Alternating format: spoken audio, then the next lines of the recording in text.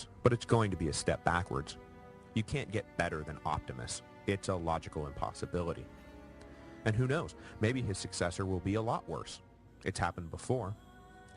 Compounding everyone's fears was the fact that Trajan had paid almost no attention to the issue of succession publicly, which also meant that, hooray, another round of civil wars just might be how we determine who the eventual ruler, who will inevitably be worse than Trajan, will be.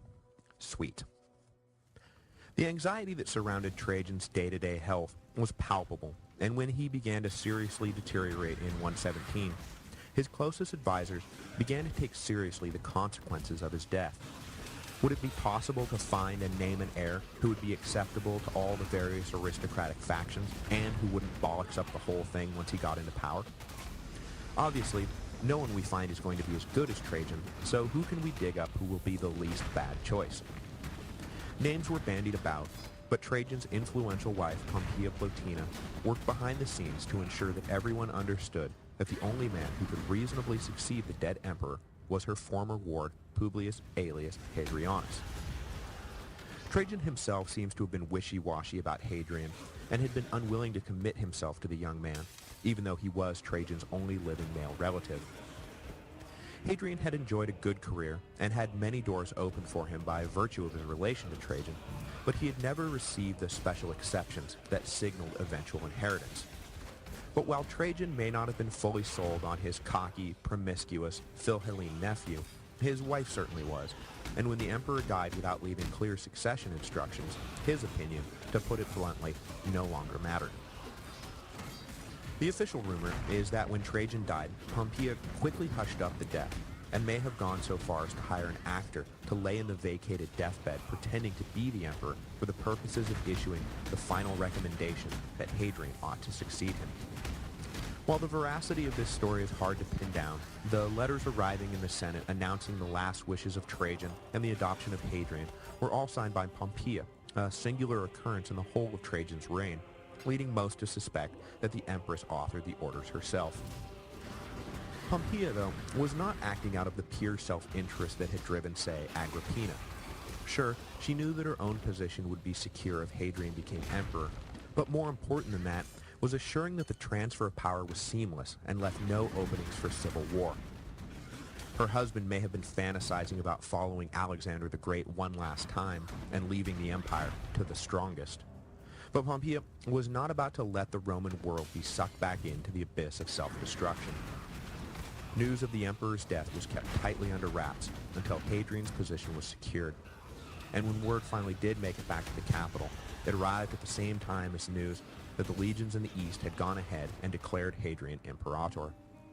The Senate and any possible pretenders to the throne were thus forced to deal not with a power vacuum, but a fait accompli. Hadrian is already the new emperor. Deal with it. Even without his future success coloring our view of his being named heir, Hadrian was as good a candidate for power as anyone else out there. He was 41 years old, well beyond the reach of the youthful excesses that had ruined Caligula and Nero, had ample military experience at the highest level, had governed provinces, and was, of course, the sole living male relative of the deceased emperor. He was not by any means the only man who eyed the death of Trajan with ambition, but there was never any doubt after Trajan's initial ascension that his younger cousin and former ward would be on the short list of candidates to succeed him. In other words, when the Roman world found out that Trajan was dead and Hadrian had succeeded him, there was a feeling that, well, yeah, that makes sense. Publius Aelius Hadrianus was born on January the 24th, 76 AD, into a Spanish-Italian family of senatorial rank. There is some disagreement about whether he was born in his hometown of Italica, near modern-day Seville, or whether he was actually born in Rome while his parents were in the capital on business. But the latter smells a lot like post-imperial revisionism, so I tend to go with the former, even if there's no real proof of it one way or the other. Italica was a Roman city in Spain that had been founded by Scipio Africanus to house his injured veterans after he'd completed his clean sweep of the Iberian Peninsula and needed to get going on his invasion of North Africa. Hadrian's family, like Trajan's, had migrated from Italy not long after the colony's foundation, and both quickly became members of a new Spanish-Italian aristocracy, an aristocracy fueled by the lucrative Spanish olive oil trade. Hadrian's father was a well-regarded senator, like his neighbor and cousin Marcus Ulpius Trajanus, the future Emperor Trajan. The elder Hadrian served with distinction across the empire, eventually rising to the rank of praetor, before he died unexpectedly in 86 AD while still in his mid-40s. Hadrian was only 10 at the time, and as the only male in line, he was thrust into the role of paterfamilias at an incredibly young age. But since he was still a minor, and everyone fretted about boys who grow up without strong male guidance, Hadrian's education was entrusted to his cousin Trajan, who was fast rising in Roman politics, and another Spanish-Italian noble named Publius Aetianus, who will play a key, if infamous, role in Hadrian's early administration. Young Hadrian was educated in classic Roman fashion, and the zeal the boy showed for all things Greek, literature, philosophy, art, whatever, earned him the nickname Graeculus, which meant Little Greek or Greekling. It was a mildly disparaging nickname, as the typical Roman aristocrat studied Greek culture, yes, but kept the sensuous and corrupting passions of the East at arm's length. Hadrian, though, embraced all things Greek, and for the rest of his life idolized and sought to emulate his heroes, Homer and Xenophon and Plato. The villa complex he would build for himself after becoming emperor was nothing less than a massive homage to the Greeks in its architecture, landscaping, and underlying philosophic principles. When Hadrian was 14, Trajan brought him to Rome to personally supervise the last stages of the boy's education and oversee his transition to manhood. Trajan was just completing the consulship he had been awarded by Domitian for his rapid response to Saturninus' revolt, and the teenage Hadrian found himself planted right smack dab in the middle of Roman power politics. At this point, there would have been little reason for Hadrian to dream that he might himself don the purple one day, but his close relationship to Trajan meant that he was definitely being prepared for an important role in the imperial system somewhere, so he best pay attention. Living in Rome during the last years of Domitian's reign, not that anyone knew that they were the last years of Domitian's reign, gave Hadrian a close-up view of what to do and what not to do with power, and his later conduct hints that he learned his lessons well, even if there were a few growing pains at first. Through the influence of Trajan, Hadrian received 3 consecutive military tribuneships in Pannonia, Moesia, and Upper Germany successively. It was unusual for a young aristocrat to serve even 2 consecutive tours, as most simply did their year's service and went back to the comfort of their estates.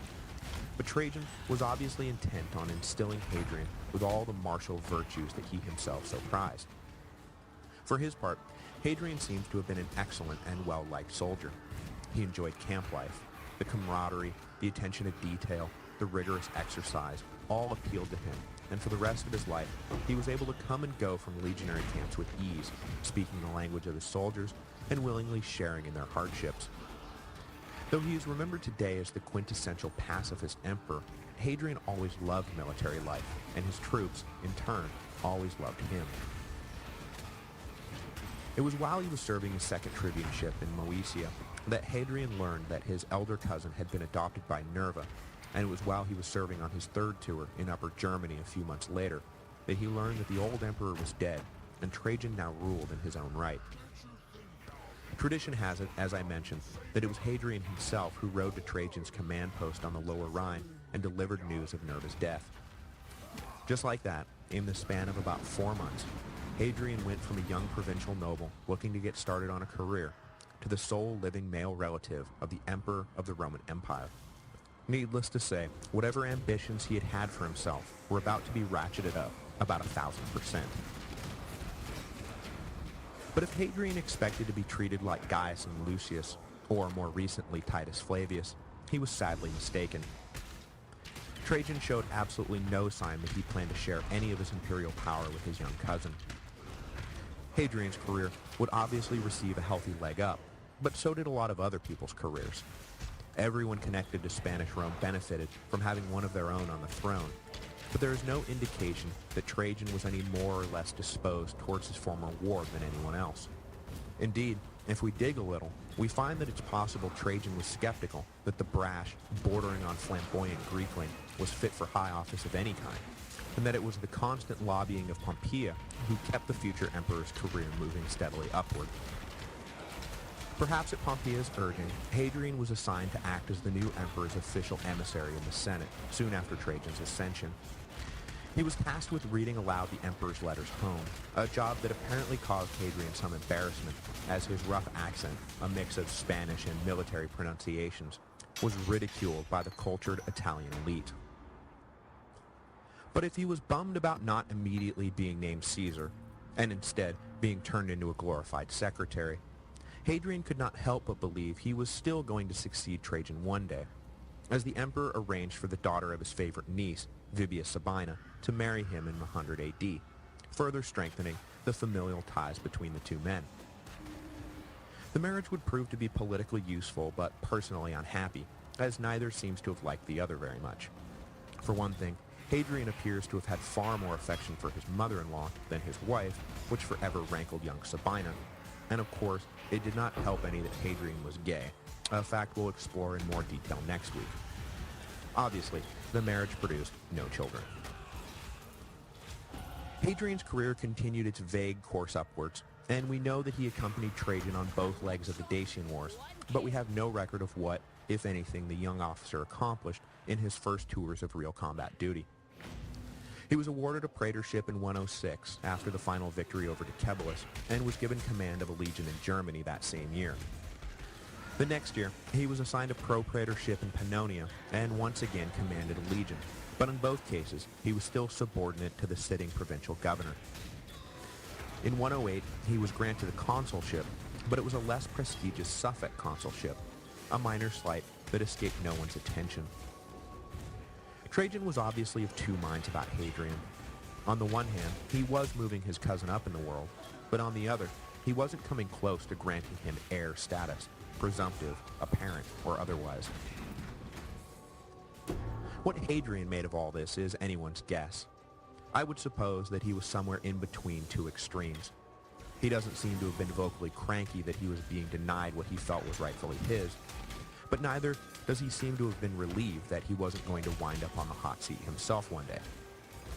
He was ambitious, and he was capable, and likely coveted the imperial throne, but he wasn't marching around with an immature sense of entitlement either. He sort of disappears from the public record for a few years following his consulship, eventually turning up in Athens in 112, where he was an eager tourist and student. He immersed himself in the cultural life of the city enough that he was given Athenian citizenship and elected an archon, one of the senior civic magistrates of the city. After his tour of Greece, Hadrian followed Trajan east in 114, and, at least for the early part of the new campaign, once again found himself assigned tasks beneath the purview of historians.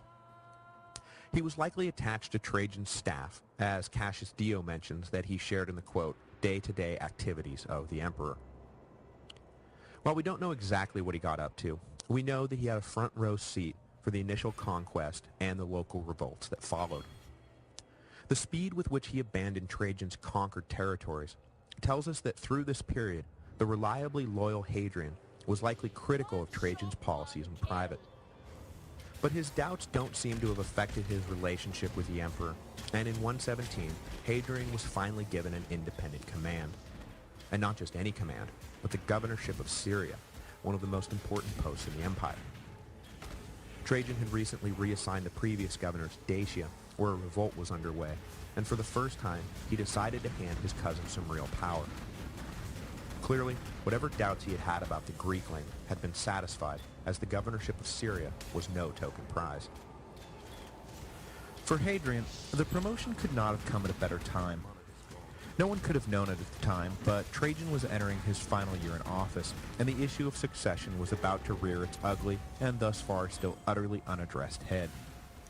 It was by a lucky stroke of fate, then, that rather than being just another staff officer, one likely assigned for no other reason than that he was related to the emperor, Hadrian found himself instead serving as the governor of Syria when Trajan died. Not only was it a prestigious and strategically critical post, but most importantly, it put him at the head of his very own army. It was one thing to buck for power from the shady corners of the imperial entourage. It was quite another to do so from the head of the Eastern legions. I don't think I need to rehash the circumstances of Trajan's death again. So I'll just leave it that Hadrian was in Antioch in August of 117 AD when he heard that Trajan was dead. Through the string pulling of Pompeia, Hadrian found out slightly before everyone else, and he was forced to sit on the news. He also was forced to sit on the news that it was going to be announced that Trajan had named him heir. News that cannot have been easy to just sit on. There were more than a few of Trajan's lieutenants, though, who could easily picture themselves in the purple, so it was going to be important to play the transfer of power just right. For the most part, at least in the initial stages, Hadrian hit a pitch-perfect note. He marched out to the head of his Syrian legions and formally announced the news of Trajan's death, at which point the troops spontaneously hailed him as emperor, just as they had likely been instructed to do. He then drafted a note to the Senate, apologizing for the haste with which his soldiers had embraced him. He was sorry events had moved so quickly, that the Senate had been cut out of the process. He promised to continue Nerva and Trajan's policy of leaving senators more or less sacrosanct, and promised that once he was sure the borders were secure, that he would return to Rome and consult with the venerable conscript fathers. Back in Rome, all of this hit the Senate at the same time. Trajan was dead, he had named Hadrian heir, the Eastern legions had gone ahead and hailed Hadrian as emperor, and he had accepted. What could they do about it? So they ratified the quote-unquote last wishes of Trajan and confirmed Hadrian as the new emperor, heaping on him all the titles and honors of his predecessor. Hadrian accepted most of the accolades, but pointedly refused the title Father of the People, an honorific he felt should be earned, not just handed out willy-nilly. The first thing the new emperor did was travel to Cilicia to oversee the funeral and cremation of Trajan. Obviously, he could not have done otherwise, but beyond the purely ceremonial optics, the trip allowed Hadrian an early opportunity to meet face-to-face with Trajan's inner circle and confirm their behind-the-scenes support for his new administration. Though Hadrian maintained a confident public front, there was still much to fear in the political backrooms and the legionary tents of the empire. He seems to have secured the support of the Trajan loyalists, but there were a handful of powerful rivals who would need to be dealt with quickly to ensure that his reign was more Augustus and less Galba. At first, his narrow purge would only put proverbial heads on the chopping block, but in a few months, real heads would roll, causing Hadrian all manner of political havoc. Initially, though, Hadrian refused to do anything violent. His old guardian Attianus had risen to the rank of Praetorian prefect and wrote to Hadrian soon after the latter's ascension that a few senators were plotting a coup. The prefect counseled immediate executions, but Hadrian disagreed. This was no time to go around lopping off heads. Maybe later, if there was proof of their continued sedition, but for now, the official policy was wait and see. But though he was not in the mood to stain his new administration with blood, at least not yet, Hadrian was well aware of what the score was. Men who could not be counted on, or who were suspected of their own imperial ambitions, needed to be removed from their positions and replaced with men loyal to Hadrian. One of the first and most famous to go was Lucius Quietus, the North African general Trajan had left in command of the legions in Mesopotamia. An aggressive Trajanite, Quietus not only had motivation to unseat the new emperor, but also the means to do something about it. What Hadrian needed to deny his rival for power was the opportunity to act. So he unceremoniously terminated Quietus's command and ordered him to head back west. This command change was then followed by the famous order that very possibly would have spurred Quietus into open revolt had he still been in charge, and an order that would set the tone for Hadrian's entire reign. Just days after becoming emperor, Hadrian ordered the legions to begin withdrawing from all the territories in the east Trajan had just conquered. The order would come as a shock to the political classes, and had he not already established himself as a favorite son of the legions, it is likely they would have rioted when he more or less declared they were going to abandon the territory they had all just won with their blood and sweat. I say more or less because Hadrian never made any formal announcement of his intentions, likely recognizing that an openly stated policy of withdrawal would have been political suicide. Instead, he just began recalling the expeditionary forces back to their former barracks on the west side of the Euphrates. It is not a decision Hadrian entered into lightly, and the speed with which he implemented his new policy and the tenacity with which he stuck to it in the face of domestic political attacks demonstrates that he'd been thinking about it for a very long time. Indeed, as we'll see, the idea of withdrawing behind the traditional, defensible Augustan borders of the empire was at the very core of Hadrian's being. The abandonment of Mesopotamia was no tactical retreat. It was a strategic realignment. That didn't make the bitter pill of reducing the territory of the empire go down any easier, but the new emperor was adamant about his vision for the future, and it is a testament to his political skill that he was able to make such a hugely unpopular decision stick. Next week, we'll see that Hadrian's vision for an eternally defensible empire was not limited to the Euphrates. All across the empire, he would build defensive fortifications to mark the permanent boundary of the civilized world. But if in so doing he earned himself a reputation as a pacifist, then we need to rethink the meaning of that word. Whatever else it is, building huge stone walls that restrict the movement of previously unmolested locals is not a passive move. I think Hadrian is best described as running a highly aggressive defense. His goal was not to just sit back and man the walls. It was to project Roman power across the Mediterranean and control not just the civilized interior, but the unruly tribes beyond the frontier. Not with military occupation, but with overwhelming economic and political dominance.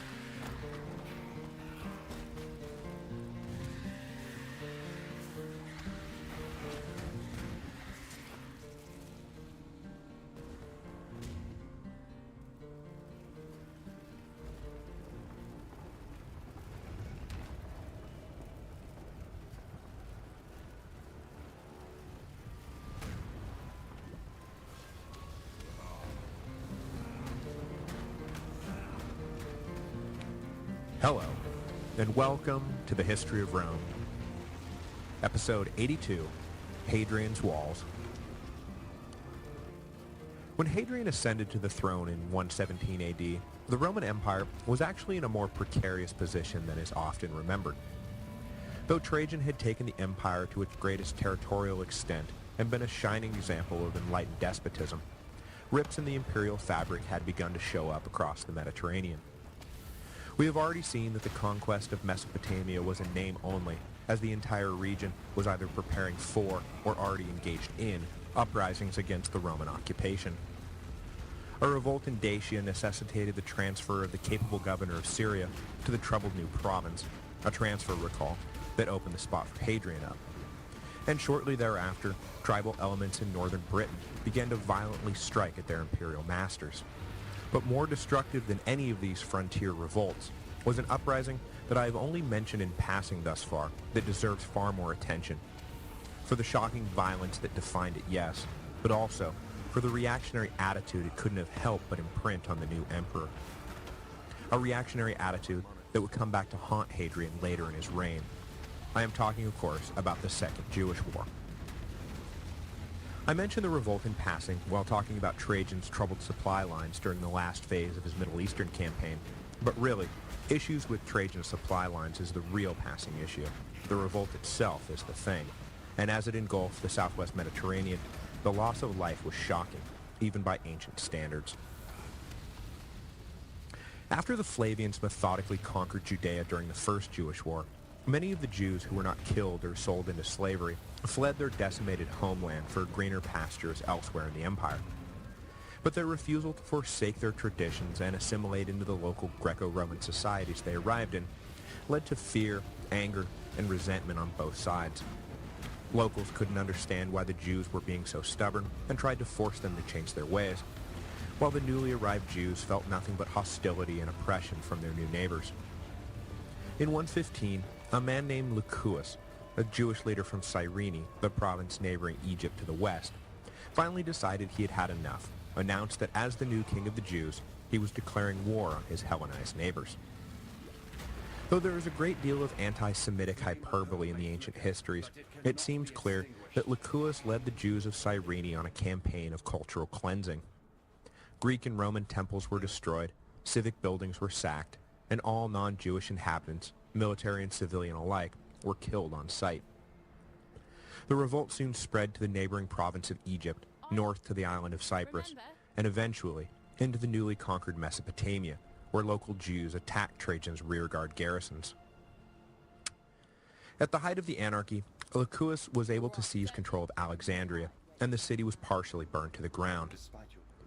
North, on the closed island of Cyprus, reports have it that upwards of 200,000 Greco-Roman residents were slaughtered by the Jews. At first, Trajan was sure his local governors would be able to deal with the problem without the need for further imperial support. But after the prefect of Egypt withdrew from Alexandria, Trajan became convinced that this was a much bigger deal than he wanted it to be. He dispatched a trusty lieutenant named Marcus Turbo with enough troops to retake Alexandria and ordered a full legion onto the usually unoccupied island of Cyprus to put down the marauding Jews. While Cyprus was easily repacified, the fighting in Egypt was much tougher, and Turbo was only able to declare victory in late 117, after Trajan was dead. Licinius and what was left of his army fled to the Judean city of Lydda, where they were besieged by the commander of Trajan's eastern invasion force, Lucius Quietus. Eventually, this last stronghold fell as a result of famine and disease, and Licinius, the other Jewish commanders, and an untold number of civilians were executed by the Romans. For his success, Quietus was summarily dismissed as too great a threat to Hadrian's new, and thus far still shaky, hold on power. That this second Jewish war was still ongoing as the transfer of power from Trajan to Hadrian took place played mightily into the new emperor's decision to abandon the East and consolidate Roman control over what was already theirs. Of course, in Hadrian's mind, this included Judea, Jewish uprising or no Jewish uprising, and after the revolt was over, a legion was moved back into the province to ensure its true pacification. Hadrian may have already been formulating his long-term and ill-fated plan for what to do about the troublesome Jewish province, but for now, it was enough that the violence was stopped. As for Cyrene, where the revolt began, the ancient sources report that the province was so depopulated that Hadrian was forced to actively engage in a recolonization project later in his reign. The island of Cyprus simply banned outright any further Jewish settlement. With the endgame of the Jewish revolt serving as a backdrop, and remember that Hadrian was living in Antioch at the time, just up the road, Hadrian made his fateful decision to pull out of the east and allow the Parthian king Trajan had deposed to return to the throne. There is a lot of talk about how much the withdrawal struck at the heart of the Roman notion that their empire would expand forever. But I think much closer to their hearts was the worship of an obscure god named Terminus, who was the patron of boundaries, and who, it was said, Jupiter himself could not move. Deep in the center of the Roman identity was not simply the notion that they would expand forever, but that what was taken once could never be lost. Once Terminus had set a new boundary, Jupiter himself could not move it. And yet here was Hadrian, a mere mortal, retreating from Terminus's new line, moving him backwards. I think this is really what offended the Senate, who were mightily offended by Hadrian's decision. But Hadrian, as I said, would stand firm, and the eastern pullout was just the opening shot in his war on future military adventurism. In October of 117, Hadrian decided that things in the east were settled enough that he could begin the journey back to Rome. He marched up along the Danube and inspected the imperial defenses, appointing a new governor of Lower Moesia named Avidius Nigrinus, and took another shot at Terminus by ordering the legions to withdraw from the territory they had seized on the far side of the Danube. Like with Mesopotamia, Hadrian determined the land was too difficult to hold for too little benefit. And as with Mesopotamia, the decision was met with ridicule in the Senate. Hadrian was digging himself into quite a political hole, and he would need to do some serious damage control when he returned to Rome. But before he made it back to Italy, that political hole would become something of a bottomless pit, either through Hadrian's own misguided paranoia, or because of the misguided paranoia of a few overzealous allies. Or maybe it wasn't misguided at all. Maybe it was all totally justified. Whatever it was, and whoever was behind it, the political murders of 4 ex-consuls in early 118 would be a black mark that Hadrian would spend the rest of his life trying to spin, justify, deny, ignore, and just plain forget. The affair was eventually laid at the feet of Hadrian's old guardian and the current Praetorian prefect Attianus, who, as I mentioned last week, was from the word go, urging Hadrian to engage in some kind of purge. Attianus supposedly uncovered information that the 4 high-ranking senators were engaged in a plot to murder or overthrow Hadrian, and either at Hadrian's direct order or on his own initiative had the men seized and executed without trial. The first 2 victims were Cornelius Palma, former governor of Syria, and Publius Celsus, who had already been kicked out of Trajan's inner circle for suspicion of treason. Both of these men Attianus had already advised Hadrian to kill, though the first time around, as I said last week, Hadrian advised less drastic measures. The second 2 victims, though, seemed to come out of nowhere, and their deaths shocked the Roman elite, who became convinced that regardless of Hadrian's stated desire to leave the Senate in peace, that they were dealing with a megalomaniacal psychopathic egotist. In other words, nothing less than the second coming of Domitian. The continuity is confused about who did what to who when, but at the end of the day, Lucius Quietus, on his way home to Mauritania, and Avidius Nigrinus, the recently appointed but quickly dismissed governor of Lower Moesia, were both dead. Even more offensive than the murders themselves was the fact that Hadrian, or at the very least Attianus, had compelled the Senate to act as an accomplice. Just as had been Domitian's practice, the Senate was forced to sign the death warrants themselves, officially confirming that the threat against the new emperor was real and the executions justified. No one in the Senate believed a word of the trumped-up charges, and the murderous coercion enraged them to a man. When Hadrian finally arrived in Rome in July of 118, he was greeted by a more or less joyful citizen body, but was scorned by a super-duper pissed-off Senate.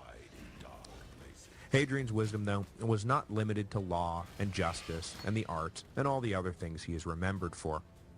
It also included that keen sense of self-awareness that is an oft-overlooked quality of really effective leaders.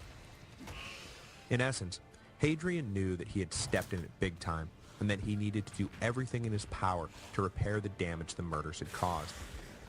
The ambitious new emperor had an impressive list of things he wanted to accomplish during his years in power, and he knew nothing was going to get done if he was forever undercut by a sulking Senate.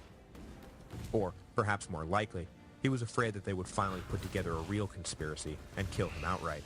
It had happened before. So Hadrian went out of his way to make amends. He pleaded innocence in the affair and claimed his subordinates had acted without his knowledge. He removed Attianus as prefect and swore up and down that he would prove good to his word, that the Senate would remain sacrosanct. In the weeks that followed, he made sure to make himself seen publicly and invited anyone who so desired to come visit him at the imperial palace. If they believed he would prove to be a reclusive, autocratic Domitian, then he would show them with his actions that he was an available, genial Augustus. In all his words and deeds, Hadrian sought to continue the Principate and studiously avoided anything that would remind anyone of Domitian's autocratic dominance. In a final nod to the disaffected Senate, he declared that henceforth, any proceeds from legal penalties, fines and confiscations and such, would go directly to the state treasury, not the imperial accounts. Hadrian hoped everyone would understand that under his regime, the fundraising possibilities of prescriptions and treason trials, that old imperial boogeyman, would be null and void. Though for a variety of reasons, he would never fully win over the Senate. In time, they at least came to believe that another reign of terror was no longer right around the corner. He may have been a lot of things, some good and some bad, but he was not another Domitian. With the Senate attended to as best as they could be, after all, time was the only salve that would truly heal their wounds, Hadrian moved on to securing the support of the people at large. He wanted to make a big splash, both to celebrate his ascension, but also to get the masses fully behind him so he could leverage his popularity with them against the suspicious Senate. A big splash, then, may actually be a bit of an understatement, And I have to believe that most citizens thought it some kind of joke when they heard that the emperor planned to cancel all outstanding debts on any state loan taken out in the past 15 years. But it was no joke, and to prove his point, he had the Praetorians march the loan records out into Trajan's forum and burn them all in a great pyre. A coin commemorates the event that, made Hadrian an instant hit with the people. He then announced that he intended to revise and extend the alimentary system begun by Nerva and perpetuated by Trajan, and further, the number of financial burdens that had previously been borne by the local municipalities would now be funded directly from the imperial treasury. Finally, Hadrian gave the people what they really wanted: games, games, and more games. Gladiatorial shows and chariot races were a given, but Hadrian's early games, especially the one celebrating his 43rd birthday in January 119, marked Hadrian as an unequaled patron of wild animal hunts in the arena. The emperor, somewhat in the face of aristocratic good taste, was an avid hunter and did his best to bring the thrill of felling a great beast to his subjects, who ate up all his bread and circuses with relish. With any dissent in Italy more or less pacified, and his regime now fully legitimized, Hadrian turned his attention to the provinces.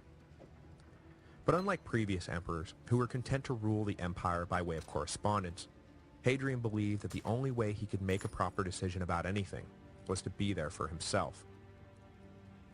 Unlike Trajan, who was disposed to let his subordinates figure it out for themselves, Hadrian was a micromanager of the highest order, who had no intention of letting any decision of import pass his desk without comment. If you combine the need to micromanage with an active personality determined to assess all situations for himself, what you get is an emperor who has no intention of lounging around Rome all day.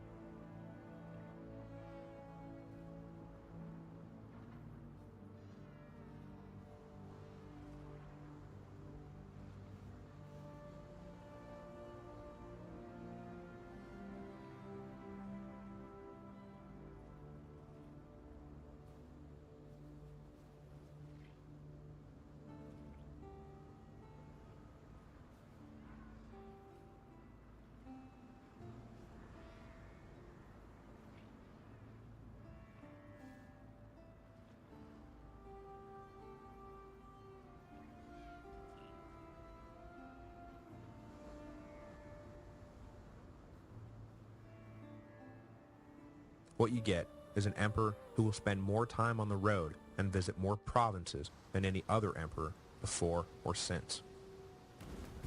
By my calculations, Hadrian spent roughly half of his 21-year reign on one of his extended tours of the empire. And even when he was home in Italy, he resided at his villa in Tivoli, rather than in Rome itself. The total number of hours he spent inside the city cannot be accurately calculated, but having spent his formative years in Spain, his early career stationed in the provincial legions, and the majority of his reign on the road or at his Italian villa, I think it is safe to say that Rome saw less of Hadrian over the course of his life than any of his predecessors. As we move forward, this will become a growing trend, as more militant provincials will don the purple and never even deign to return to the alleged capital of the empire. The trend will reach its full expression with the rise of Diocletian, who despised the city, and Constantine, who would abandon it forever. Hadrian set out on his first grand tour in 121, intent on inspecting the Western Empire for himself. He had seen much of the East while attached to Trajan's staff, but had been away from the West for the better part of 15 years, and wanted to make sure the frontiers were secure and the people prosperous. He headed north to inspect the Rhine legions, who had for so many years been the cream of the Roman armed forces, but since imperial focus had shifted east, had become somewhat of a lax force of time servers. Hadrian arrived in the camps and set about restoring discipline and a sense of purpose. But he was not all martinet, and coupled with severity were reforms designed to increase the general happiness of his men, including a long overdue change to the laws restricting marriage while still in the service. He spent the rest of the year in the tents with his Rhine legions, joining them on their marches, often walking right alongside them, and never ever being carried in an opulent litter. While in Italy, Hadrian used the ornaments of power skillfully to subtly cow the Senate, but out in the provinces, he eschewed the trappings of power in favor of simple clothes and unpretentious lodgings. When he left the Rhine in 122, he left his men more disciplined and more focused than they had been in years, which was a good thing, because Hadrian had no intention of ever actually using them in battle. He left them instead happily toiling away on an extended upgrade to Domitian's Limes Germanicus, which Hadrian hoped would give them a sense of purpose, and more importantly, exhaust them physically so that idle hands would not become the devil's playground. The emperor's next stop was Britannia, that foggy island on the edge of the world that as a minor province had hosted a surprising number of major imperial figures, including Julius Caesar, Claudius, Vespasian, Titus, and now Hadrian. Hadrian's purpose in Britain was the same as his stop along the Rhine: inspect the frontier defenses and ensure the discipline and reliability of the legions stationed there. The island had seen a local revolt accompanying Trajan's death in 117, and Hadrian was looking for a permanent solution to the periodic British uprising. The emperor's solution became the defining artifact of his reign. This was certainly not Hadrian's intention, given the myriad other splendid works of art and architecture he devoted his full time and attention to. But the 70-mile-long wall he ordered built from the Solway Firth to the North Sea has stood the test of time, and its stone ruins seem to tell the whole story of Hadrian's reign in one dull gray package.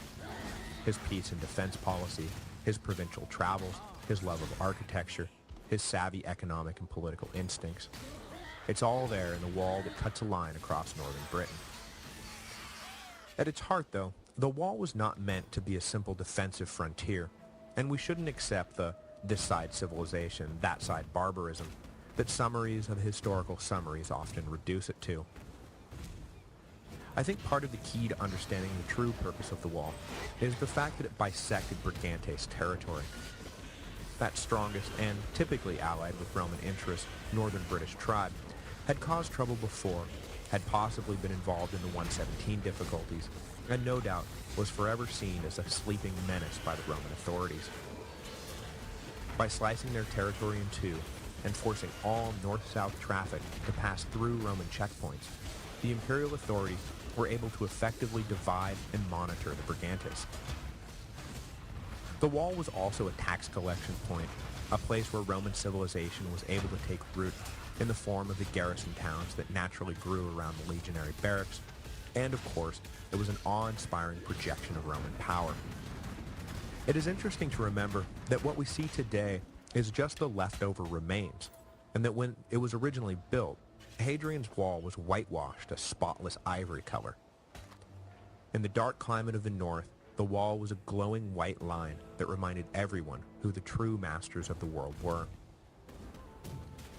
Though the wall is, of course, a historical treasure, I can't help but laugh when I think of what Hadrian's reaction would be upon learning that for all his Philhellenism, patronage of the arts and sciences, and the myriad great temples he left in his wake, that a simple stone wall in far-off Britain would be his defining legacy.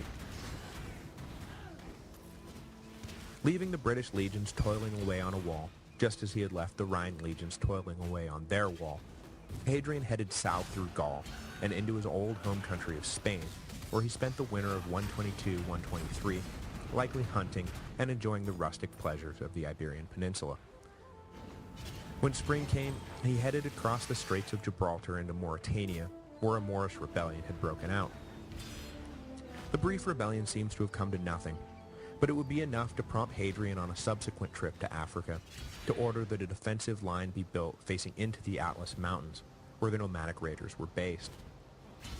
As with his wall in Britain, the North African wall was designed as much to manipulate and monitor traffic flow as anything else. The nomads needed to periodically cross the Roman frontier on their way to fresh water and pasture lands, and Hadrian wanted to make sure that they were inspected and counted as they came and went. Details of the rest of his stay in Africa are sketchy, but the imperial entourage seems to have headed east to the depopulated province of Cyrene, where they then either set sail for Syria directly, or where they simply passed through on their way to Alexandria, where they then set sail from. Either way, in June 123, Hadrian pops up in Antioch, where he intended to deal with a resurgent Parthian Empire. With their ill-defined political structure, the Parthians were forever racked by internal squabbles over who should be king. But during the brief periods where one claimant united the fractured eastern kingdoms, Rome had to be on guard against possible encroachment, and that was exactly what Hadrian was in Syria to do. But following the example of Augustus rather than Trajan, Hadrian planned to solve all the disputes between the two great empires diplomatically. Though the ancient sources are once again maddeningly vague, Hadrian appears to have met in personal conference with the Parthian king along the Euphrates, and the two hammered out a deal that confirmed the river as the border between them. The details of what concessions were made along the way were not recorded, but whatever the cost, Hadrian no doubt saw it as a cheaper alternative to the blood and treasure war in the East would naturally drain. The settlement once again sent the hawkish Senate into a tizzy, who couldn't understand why the emperor was bothering to deal with a kingdom the legions had so recently steamrolled. But Hadrian had a vision of peace and stability, and he was not going to abandon it just to satisfy the egos of a bunch of rich old aristocrats back in Rome.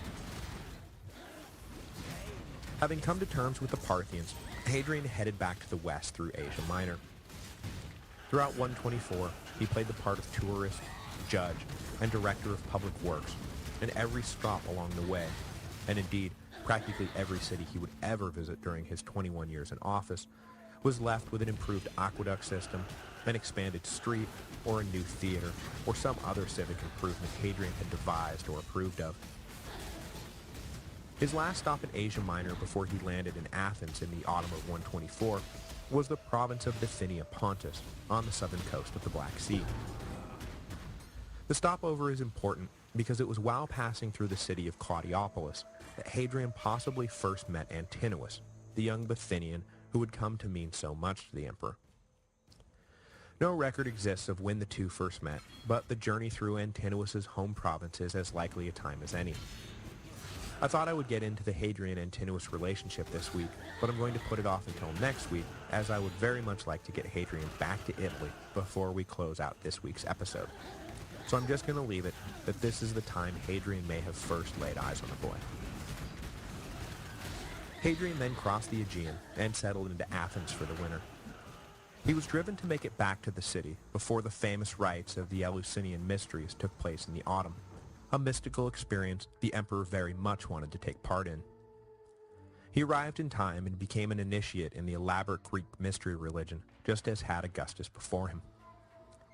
He spent the winter in Greece, laying out plans to transform Athens from decaying backwater into refurbished cultural capital, a plan the Greeks looked upon as a mixed blessing.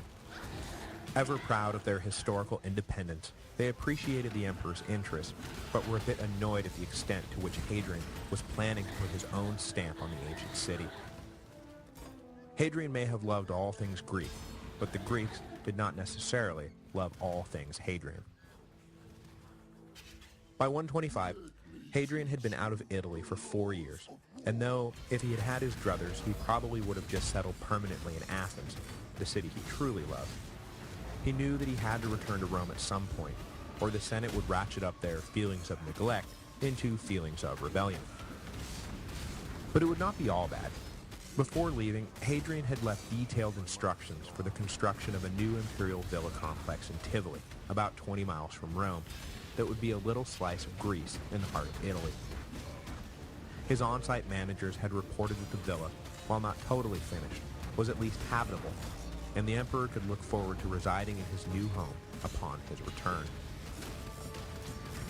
In 125, Hadrian sailed from Greece, and after passing through Sicily to inspect the breadbasket of the empire, the emperor finally made his triumphant return to the capital. Though he had no love for the city itself, his return meant that he could tour all of the new construction he had ordered before he left. Knowing that he was going to be gone for years, Hadrian wanted to make sure the citizens of Rome did not feel that the emperor had forgotten them, and the capital was already feeling the effects of Hadrian's new architectural vision, including the recently completed reconstruction of Agrippa's burned-out Pantheon.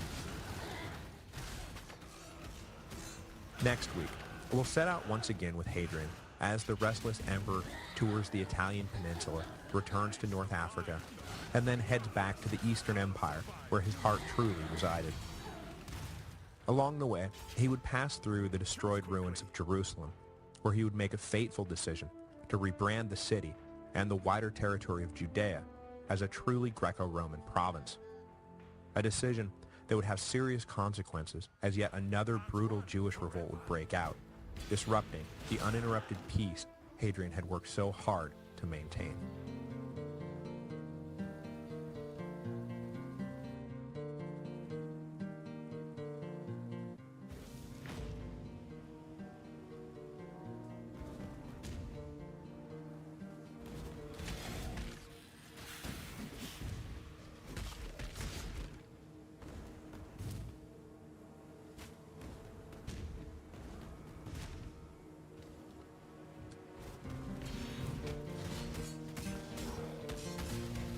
Hello, and welcome to the History of Rome.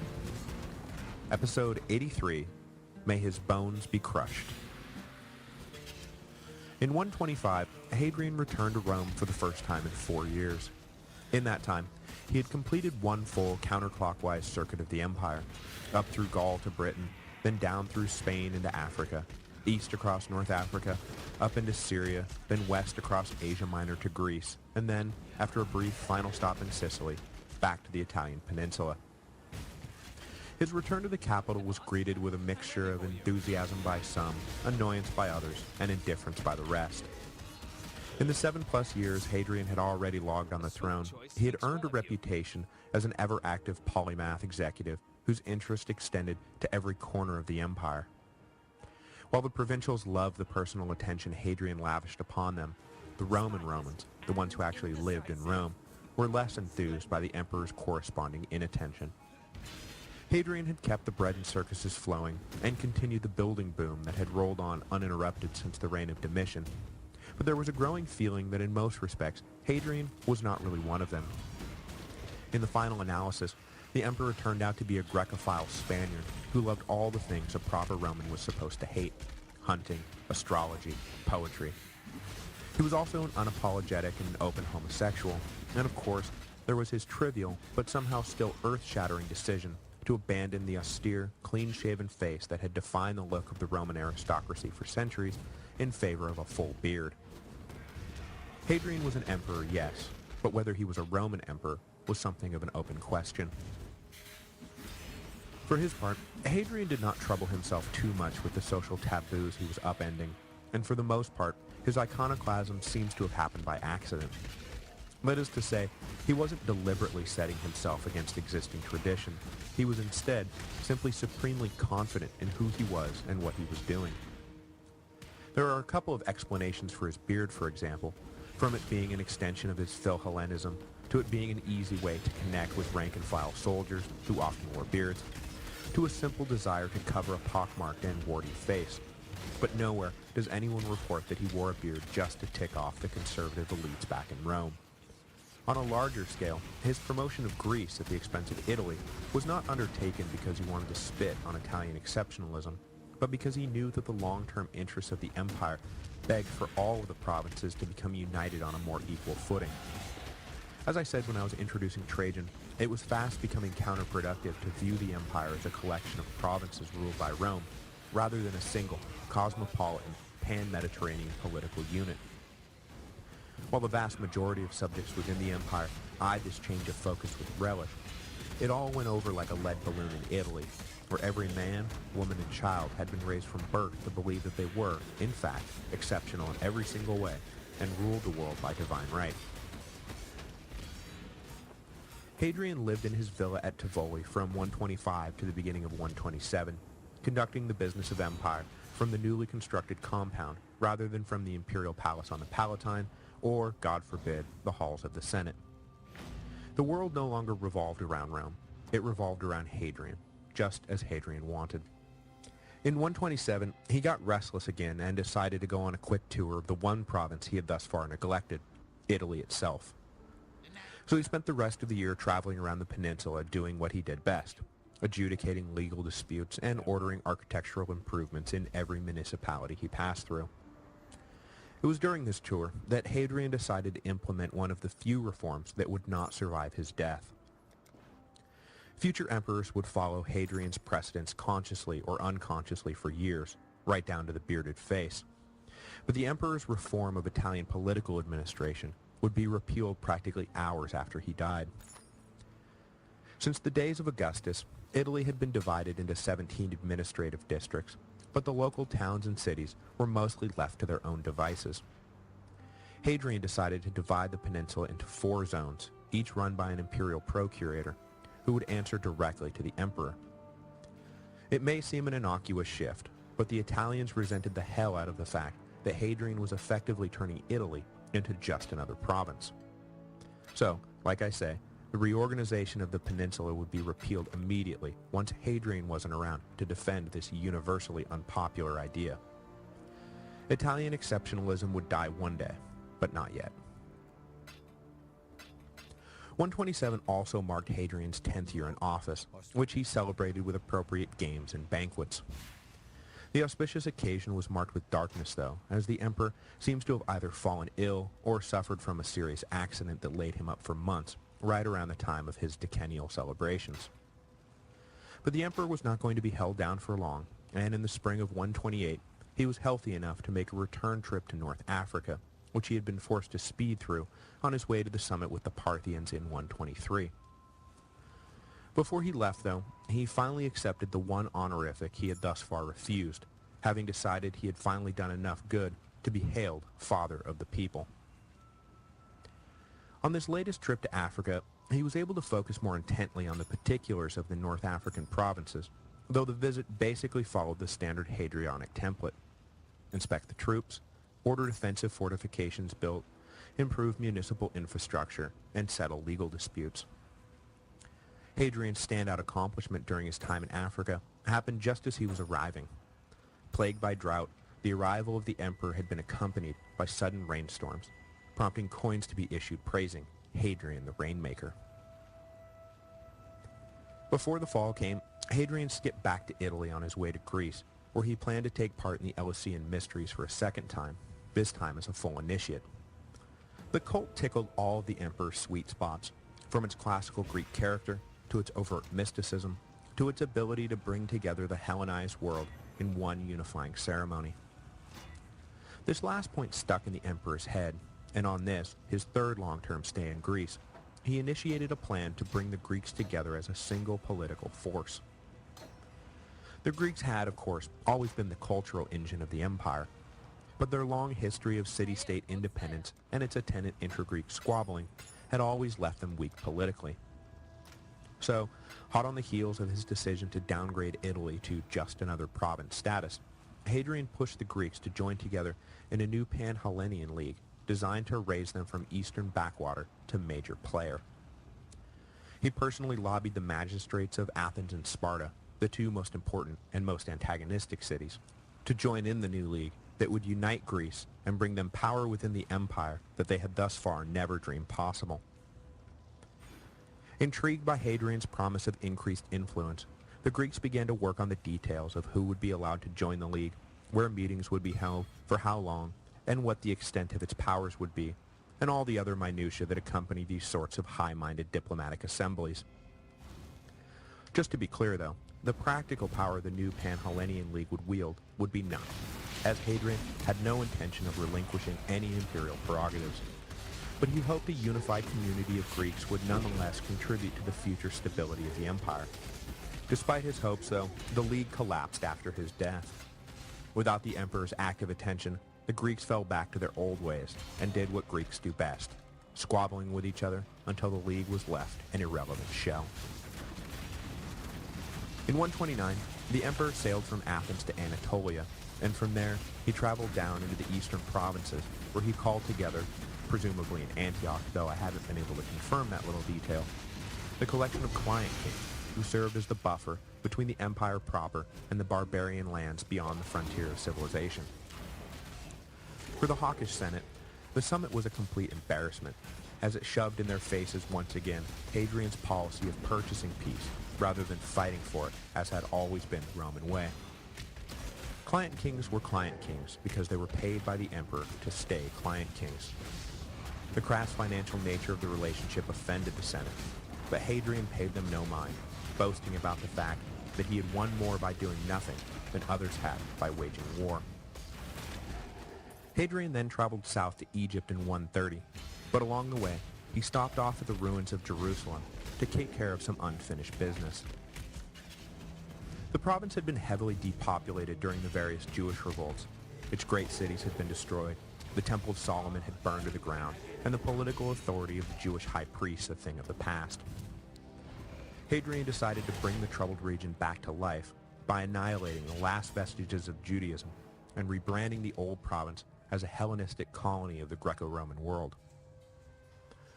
He ordered the devastated Jerusalem rebuilt, renaming the city Aelia Capitolina, the Aelia part coming from Hadrian's own name, and the Capitolina part signaling that the city was dedicated in the name of Jupiter. Hadrian then ordered a temple be built on the site of the old Jewish temple, an affront that on its own may have been enough to spark another revolt, but coupled with the emperor's new ban on circumcision, was simply the straw that broke the camel's back. In just 2 years' time, revolt in Judea would once again be headline news, and no fewer than 12 legions would be needed to prosecute and win the Third Jewish War. Hadrian was blithely unaware of the train wreck he was setting in motion, though, and, no doubt pleased with how nice and Greek he had left the region, he traveled south to Egypt, where he planned to indulge in every tourist trap the ancient kingdom had to offer. It is the emperor's trip up the Nile that finally brings us to the relationship that had dominated Hadrian's personal life the past 5 years, his long-standing affair with the teenage boy Antinous.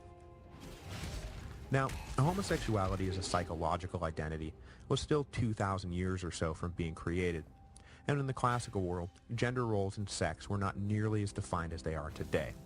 So it is hard to come right out and say that Hadrian was gay, or that made him unique among Roman emperors. Gibbon, for example, famously commented that Claudius was the only emperor whose taste in love was, quote, entirely correct.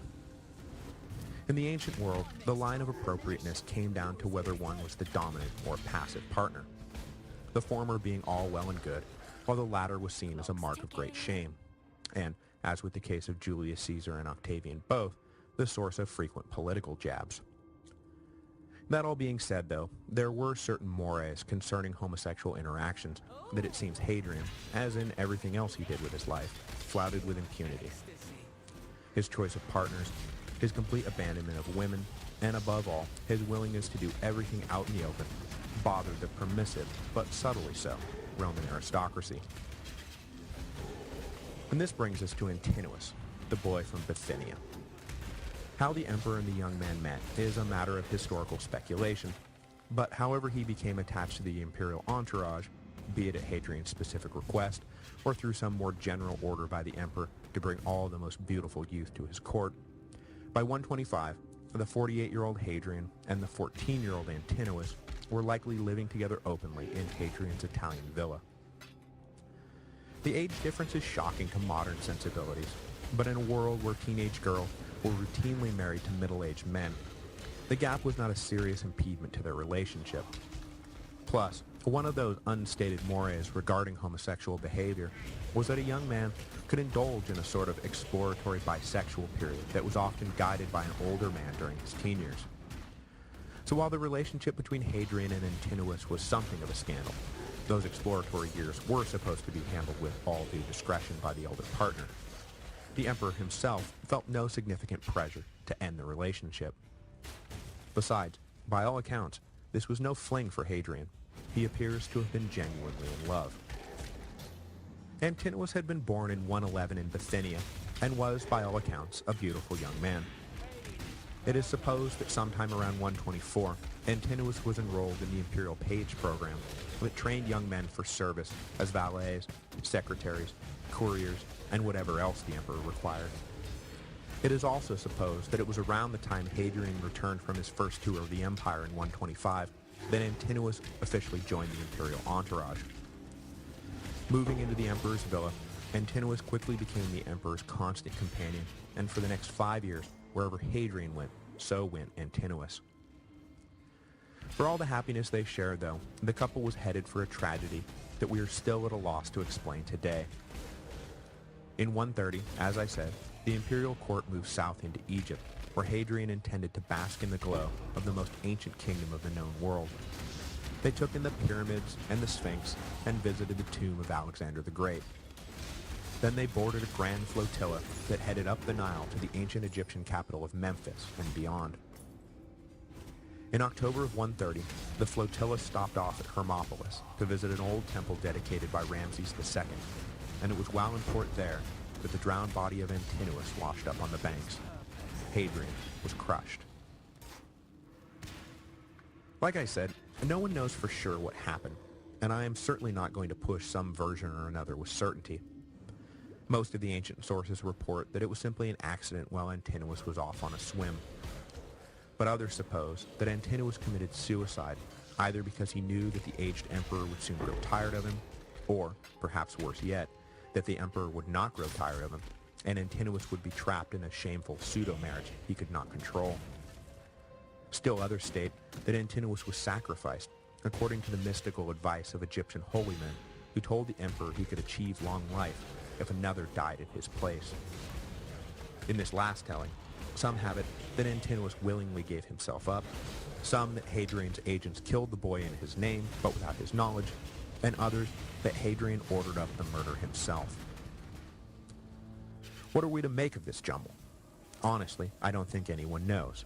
But the emperor's reaction to the news seems to belie that he was anywhere near growing tired of the boy, or that he ordered Antinous killed. Because, while in mourning, Hadrian founded a city in Antinous' honor at the site where he died.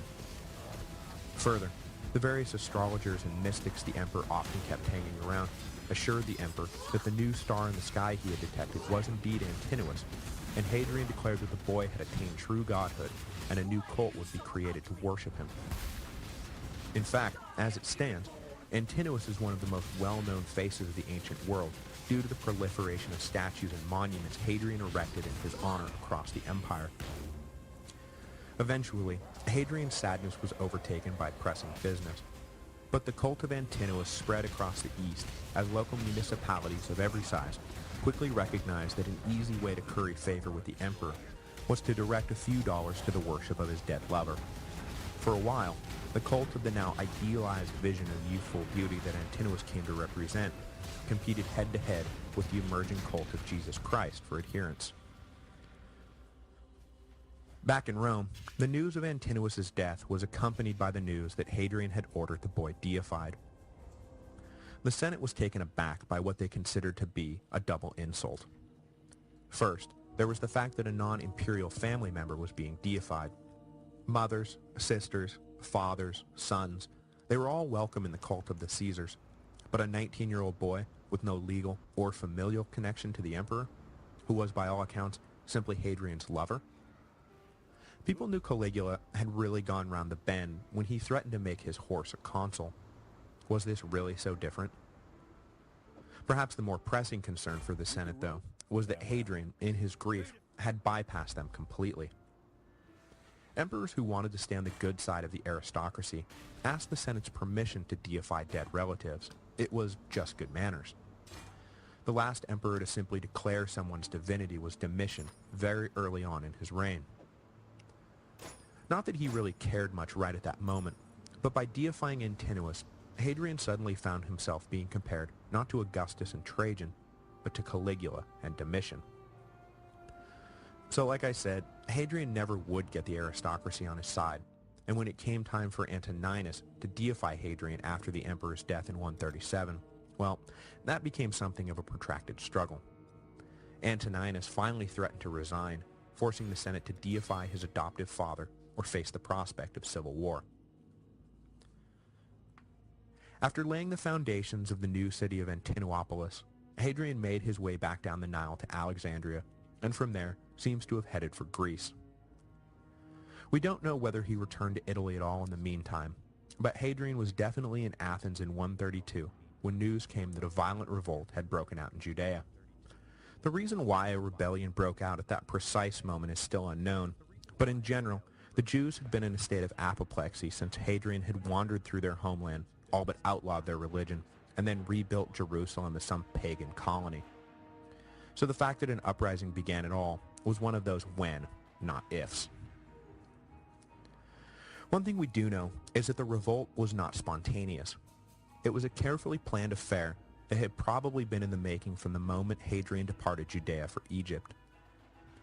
In addition to the network of caves and tunnels the Jewish fighters constructed to offer safe harbor in what was sure to be a guerrilla campaign, the Jewish leadership also hit upon a neat trick to help them secretly stockpile weapons. Knowing Hadrian's exceedingly high standards for military equipment, local Jewish craftsmen sent in deliberately shoddy weapons to the local Roman garrisons. When the equipment was predictably returned as substandard, it was picked out of the rubbish bin and reworked for use by the Jewish rebels. When the revolt finally did break out, Roman commanders were shocked at how well the Jews were armed. In 132, prepared as they were ever going to be, the Jewish leader Simon Bar Kokhba announced that he was the Messiah Jewish prophecy had long promised, and that he was going to drive the pagans out of Judea and restore the independent kingdom of Israel. At first, the lunatic ravings of yet another Jewish Messiah struck the local Roman administrator Tinius Rufus as beneath his time and attention. But it soon became clear that Simon was leading a well-armed and politically unified insurrection force. The two legions at Rufus's disposal sustained heavy damage from the quick and mobile Jewish guerrillas, and reinforcements had to be sent in from Syria and Egypt. But the ineffectiveness of the new arrivals only bolstered Jewish confidence, and the legion from Egypt appears to have been completely wiped out sometime in 133. By this point, the whole province was in revolt, and the regular Jewish fighters found plenty of housing and supplies from non-combatant sympathizers across the country. Simon then declared independence for the new state of Israel, and with the Romans reeling from the unexpected force of the rebellion, the Jewish leadership found themselves in effective control of much of the province. Coins and edicts were issued, marking 132 as year one of a new Jewish state. But Hadrian was not going to stand by and watch a Roman province simply shrug off their imperial masters. He may have been a skeptic of the efficacy of war when it came to external threats, but internal threats were something else entirely. He ordered his best general, Sextus Julius Severus, to leave his post in Britain and make with all haste for Judea, and pick up as many troops as he felt necessary along the way. Hadrian and Severus's plan was simple: methodically use overwhelming force to crush the insurrection. It took plenty of time, money, and men to slowly grind out victory in Judea, but in 135, victory did come. It is reported that no fewer than 12 legions took part in the action that saw the Romans destroy 50 fortified towns and almost 1,000 separate villages. In addition to the heavy Roman casualties, almost 600,000 Jews were killed during the retaking of Judea. Severus finally strangled off Simon in the last holdouts in 135, and the legions declared victory. The devastation and depopulation that accompanied this last Jewish war, a war many scholars mark as the true beginning of the diaspora, reminds one of Tacitus's famous line, which the historian attributed to a British chieftain, that the Romans make a desert and they call it peace. Surveying this desert, Hadrian decided to double down on his plan to eradicate the Jews and leave in their place a Hellenized population of Greco-Romans. Hadrian's post-war policy, then, was nothing less than cultural genocide. He banned the Jews from entering Jerusalem, still called Aelia Capitolina, continued his ban on circumcision, outlawed the Hebrew calendar, and prohibited the use of Torah law. The sacred scroll was carried up to the Temple Mount and burned, and for years afterward, Jewish scholars were executed for perpetuating their outlawed religion. As a final reminder that in Hadrian's eyes, Judaism was dead, the emperor renamed the province Syria Palestinia after the Philistines, an ancient enemy of the Jews. It is hard to understate the effect all of this had on the future of Judaism.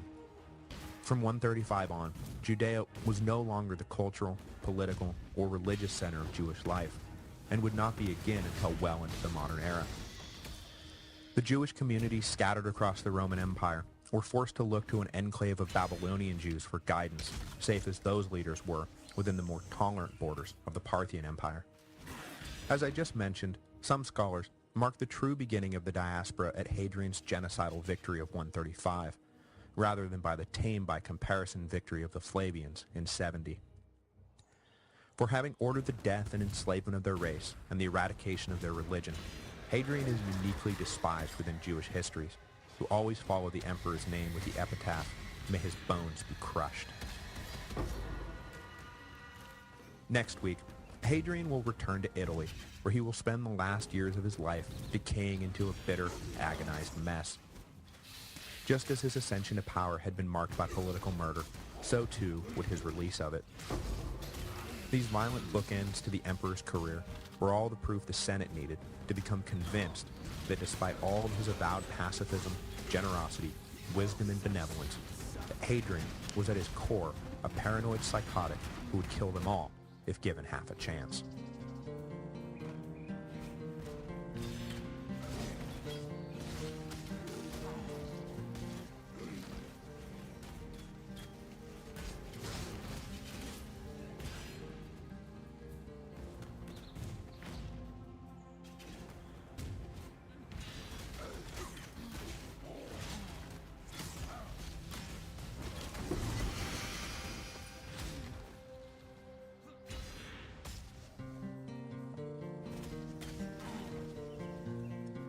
Hello, and welcome to the History of Rome, Episode 84, Longing for Death.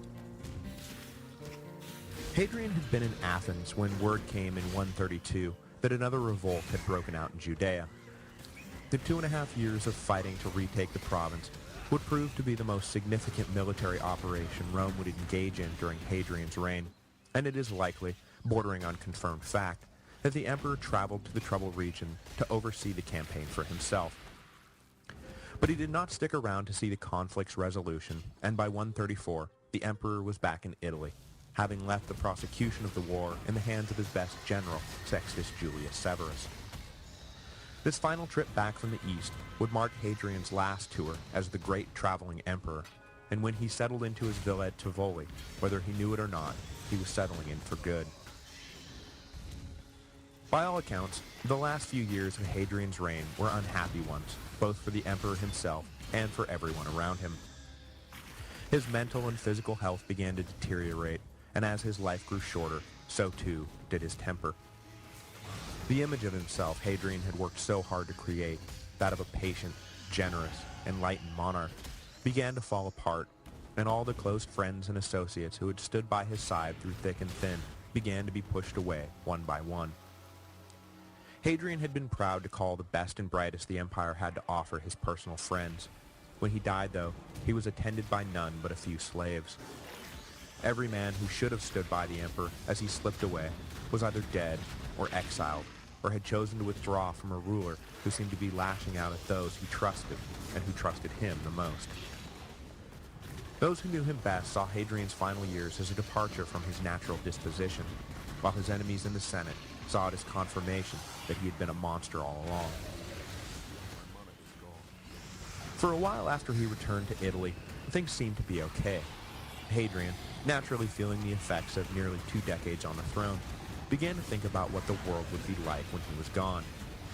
Frequent, unstoppable nosebleeds had him thinking about his own mortality. Who would follow him on the throne, and how would history remember him? Much like Augustus, Hadrian displayed concern about the future of both the imperial dynasty and the empire as a whole. For an emperor obsessed with the stability and strength of Rome, it would have been nearly impossible for him to treat the question of succession with the same cavalier attitude Trajan had displayed. He had spent his life consolidating Rome's holdings and establishing peaceful relations with potential external threats. He did not want it all to be thrown away by some less enlightened successor. He needed to think long and hard about who he was going to hand power to. But it soon became apparent that the aging and very possibly dying emperor was not the same eminently rational man who had ruled the empire for so long. The ancient histories first point to the emperor's feud with Apollodorus of Damascus as proof that he was beginning to lose his grip. Hadrian, who always fancied himself an excellent architect, had designed a great temple of Venus that was dedicated in Rome in 135. Proud of what he considered a magnificent work of art, Hadrian asked the greatest architect of his generation, Apollodorus, to comment on the design and construction. Obviously fishing for compliments, Hadrian was deeply grieved when Apollodorus sent back a stern critique of the building's foundation, the line of sight for visitors approaching along the sacred way, the size of the doors, they were too small, and the size of the statue of Venus inside. It was too large. If Venus ever wished to go out for a stroll, Apollodorus caustically informed the emperor, she would be unable to fit through the entryway. Now, the emperor and the architect had been on tense terms for years. Standard legend has it that at some point during the Dacian Wars, Hadrian had interrupted a conference between Trajan and Apollodorus to offer his own opinion of the project they were discussing, and Apollodorus, incensed that this young amateur was even approaching the grown-ups table, dismissed Hadrian, telling him to go back to his drawings, that he understood none of this. Relations between the enthusiastic amateur and the proud professional never got much better, though Hadrian seems to have respected Apollodorus enough that he asked the architect to help design war machines that would allow the legions to attack Jewish cave bases during the Third Jewish War.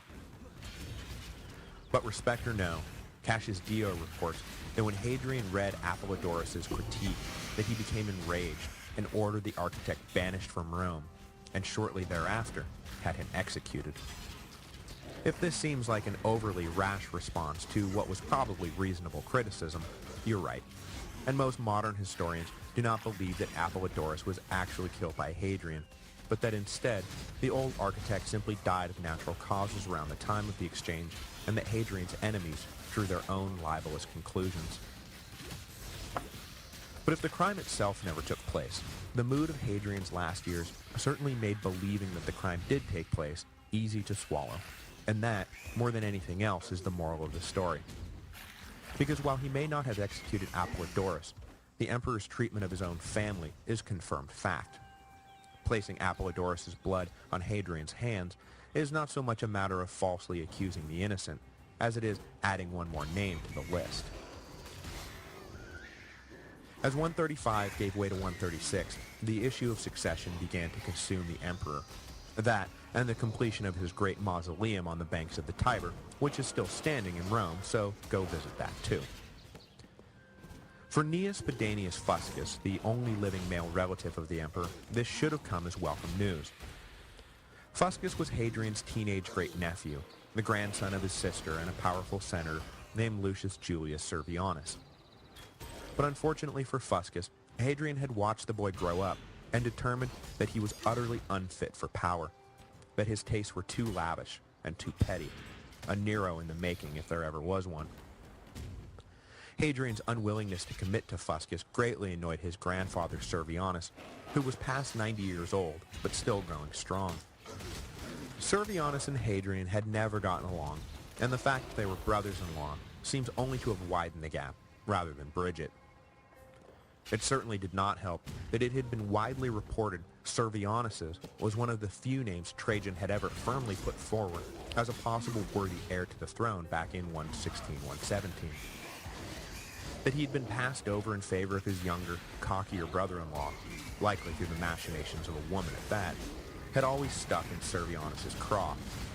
But in his last years, the unmistakable reality that his grandson was the only man living with a blood relation to the emperor seemed to Servianus to resemble some kind of cosmic justice. But in defiance of this cosmic justice, Hadrian determined that whoever he chose, young Fuscus would not be his man, blood ties be damned.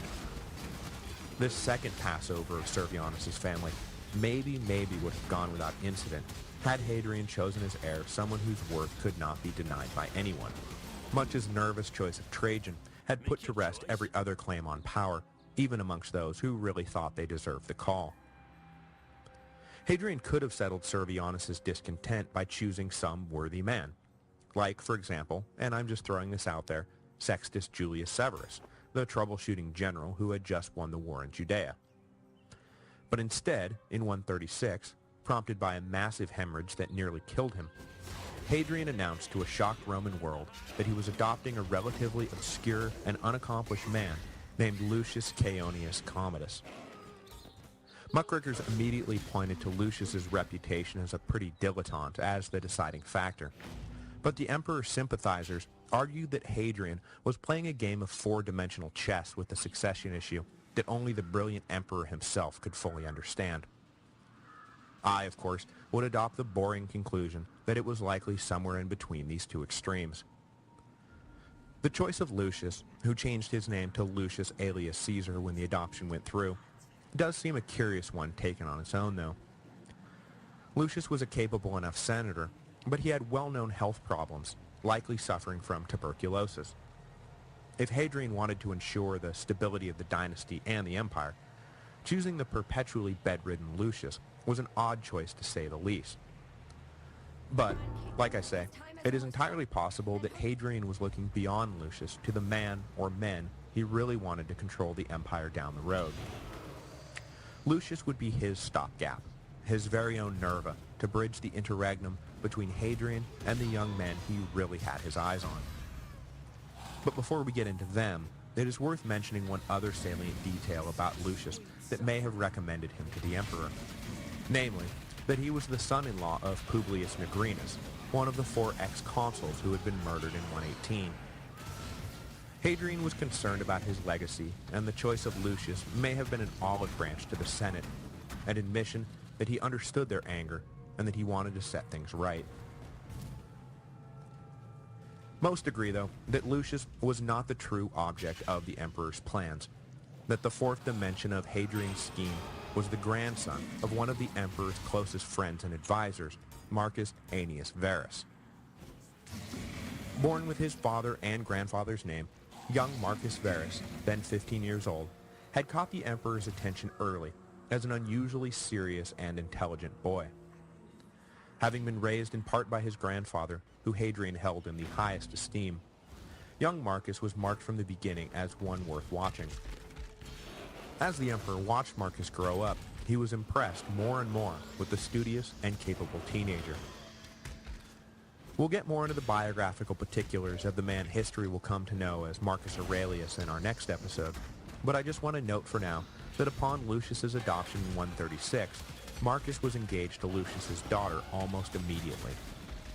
Though he had a son of his own, a 6-year-old also named Lucius Caeonius Commodus, Hadrian seems to have been setting things up so that when the perpetually ill Lucius Caesar inevitably succumbed to one of his many ailments, power would transfer naturally to his new son-in-law, Marcus.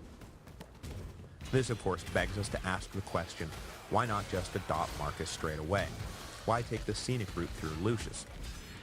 The one obvious answer is that at 15, Marcus may have been a promising candidate for power, but was not yet seasoned enough for Hadrian's taste. Nero and Caligula had proven the folly of allowing the young too much power. Lucius, though weakly constituted, was still in the prime of his middle age, and would likely last long enough to at least get Marcus into his mid-20s, at which point he would hopefully have enough experience to temper the excesses of youth. But who knows? Maybe Hadrian was trying to have his cake and eat it too. Adopt a son-in-law of Nigrinus to appease the Senate, knowing full well that Lucius would die off quickly and Hadrian's real choice of heir could take over. The choice of Lucius appears to have been too much for Servianus and Fuscus to take. Fuscus especially saw the throne as his birthright, and when he learned that he had been passed over, just as his grandfather had before him, the young man set himself on a plan to overthrow the aging Hadrian and seize power for himself. At some point in late 137, Hadrian's spy network informed him of the plot, and the emperor took decisive action. He seized young Fuscus, who was no doubt close at hand, as he was still a member of the imperial court, even if his relevance was now virtually non-existent. Feeling the brunt of the emperor's wrath, the young alleged usurper was ordered to commit suicide. But the death of his great-nephew was apparently not enough, and shortly after Fuscus's death, Hadrian unexpectedly turned on Servianus and ordered him too to commit suicide. The Roman elites could take in stride the political assassination of a young man who was very possibly himself plotting political assassination, but forcing an old man to end his life in such a dishonorable way, especially one who had spent that life nobly serving the empire, was a pointless outrage. Servianus, as you can imagine, was himself outraged, but after firmly avowing his innocence and his fidelity both to Rome and the emperor, he did indeed kill himself. But before he died, he swore one solemn, bitter prayer. May Hadrian long for death, yet be unable to die. It seems clear that the case against Servianus was trumped up, and that Hadrian was finally acting on a long-held grudge. But what are we to make of Fuscus's alleged coup plot? For the Senate, it was not even a matter of debate. Hadrian had invented charges against and then murdered his great-nephew to ensure that his own diabolical plans for the future of Rome progressed unhindered. Some sources claim that other men of senatorial rank were also caught up in Hadrian's paranoid net and killed at the same time, implying that Hadrian had basically cooked up a wide-ranging conspiracy so he could prosecute anyone who might trouble his plan for succession. In the end, it's really hard to tell what's true and what's not, especially given the Senate's clear enmity toward Hadrian. But given the emperor's mood at the time, it is possible that he did engage in a carefully planned purge to clear the path for his chosen heirs, and perhaps deal a bit of vengeance to his enemies before he died. Some sources even have it that Hadrian's long-estranged wife Sabina was herself caught up in the purge. Because however it happened, she died in early 137, and was thus easily lumped into stories about the emperor's mad reign of terror. Rumor mongers breathlessly wondered, did he suspect that she would act as Pompeia had when Trajan died and upset the apple cart of his carefully laid plans? Probably not.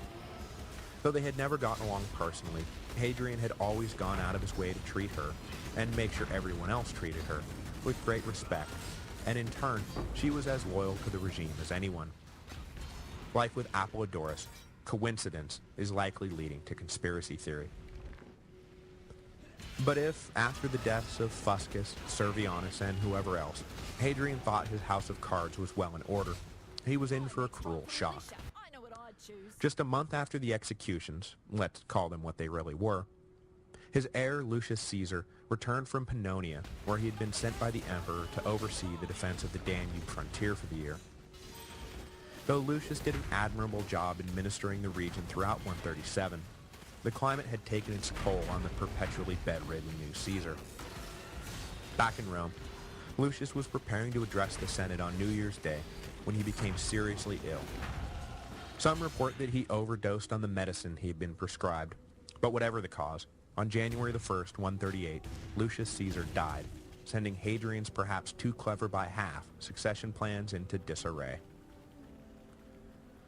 The Senate breathed a sigh of relief that Lucius had not lived long enough to fall flat on his face as emperor, as they were all fairly sure he would, and hope rippled through the aristocracy that Hadrian would come to his senses and choose a deserving candidate.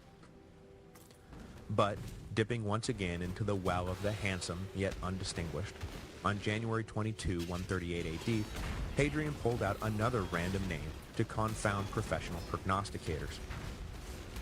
Titus Aurelius Fulvus Boionius Arrius Antoninus was a well-liked senator who had traveled up the cursus honorum with a sort of stable plotting. But he was just about the last man anyone would have guessed Hadrian would adopt as his heir. But the fates work in random ways, and Antoninus suddenly found himself next in line for the throne. This time, the choice would stick, and the man we all now know as Antoninus Pius will soon find himself ruling Rome for the better part of 23 blessedly banal years. Antoninus had been born in September of 86 AD, the son of Titus Aurelius Fulvus, who would serve as consul under Domitian in 89. The Fulvii branch of the Aurelians had emerged during the early imperial period as one of the leading families of non-Italian origin. But though they called southern Gaul their homeland, by Antoninus' time, the family had emigrated to Italy, and Antoninus himself was born in Lavinium, about 20 miles from Rome. His grandfather had taken the family to the height of imperial favor during the crisis of 69 AD, throughout which he commanded the 3rd Legion stationed along the Danube. After initially fighting for Otho, he switched, along with the rest of his defeated comrades, to Vespasian's banner, and so found himself seated alongside the Flavians when they finally won that brutal game of musical chairs. Rewarded for his service with a suffect consulship at some point in the 70s AD, Domitian rewarded him further with an ordinary consulship in 85. Just 4 years later, his son, Antoninus' father, was similarly rewarded. But both Antoninus' father and grandfather died sometime in the early 90s AD, and young Antoninus, then still known by his birth name, Titus Aurelius Fulvus, was taken under the wing of his maternal grandfather, Gnaeus Arrius Antoninus, hence the addition of Arrius and Antoninus to the boy's name. The elder Antoninus was a well-respected senator who counted amongst his friends Pliny the Younger, and he brought up his grandson with the stable, if boring, values of a cultured Roman aristocrat. While in his early 20s, Antoninus married Aeneia Galeria Faustina, granddaughter of Hadrian's aforementioned friend Marcus Aeneas Verus. The pairing was obviously fortuitous for Antoninus, and when Hadrian became emperor in 117, the young man found himself on the fringes of the imperial court by virtue of his relation to Verus. In 120, Antoninus was given a consulship, and, having obviously impressed Hadrian, he was later chosen to be one of the 4 procurators who would govern Italy after Hadrian reformed the administration of the peninsula in 127. Long-term, of course, his association with this wildly unpopular reform was something of a black mark on his reputation, but for the time being, it was a signal of imperial favor. Antoninus was likely looking forward to a career of distinction and responsibility, though it is unlikely he ever considered that he himself would be emperor one day. But there he was in January of 138, suddenly called to the imperial villa and informed that he could now add Caesar to his long list of names because the emperor, out of the blue, was adopting him. Once again, we must ask the question why? Why Antoninus? He was capable and trustworthy, sure, but like Lucius before him, there was nothing really special to point to that said, oh yeah, you have to pick this guy Antoninus, he's perfect for the job. It is at this point, though, that we can really get into the guts of Hadrian's thinking, where it becomes apparent that it was Marcus Aurelius Hadrian wanted all along. Because when he offered Antoninus the job of emperor, a job the dying Hadrian assured Antoninus would be his sooner rather than later, he stipulated that Antoninus had to adopt both Marcus and the dead Lucius Caesar's son, Lucius Commodus, as his heirs. Otherwise, the deal was off. Clearly, Hadrian was thinking a generation ahead of everyone else. Antoninus, then, was merely a dependable way to get from here to Marcus. Already well into his 50s, Antoninus could be expected to die off sometime in the next decade or so, giving Marcus time for a proper imperial apprenticeship before he donned the purple for himself. Antoninus begged a few days to consider the emperor's offer. Though this humble podcast has been dealing primarily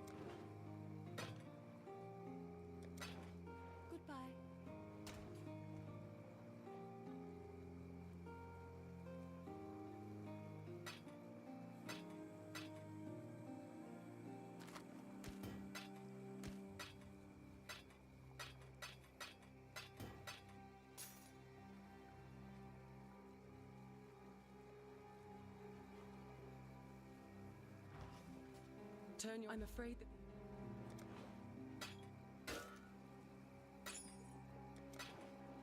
Hello.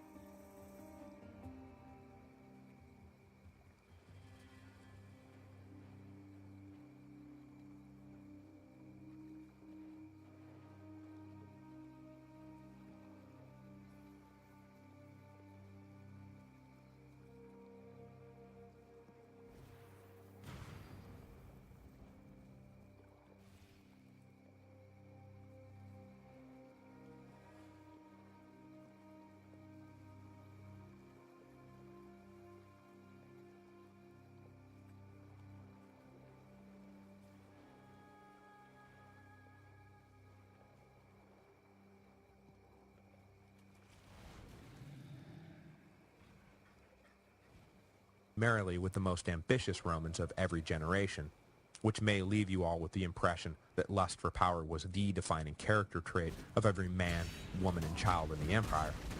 Not every Roman dreamed imperial dreams. The job was hard, dangerous, and all-consuming. Antoninus was genuinely unsure whether he wanted the gig. He had a pretty good life, a happy marriage, a nice network of friends, and a healthy amount of cash in the bank. Was it really worth giving up the comfortable life of a cultured senator for the infinite burdens of empire?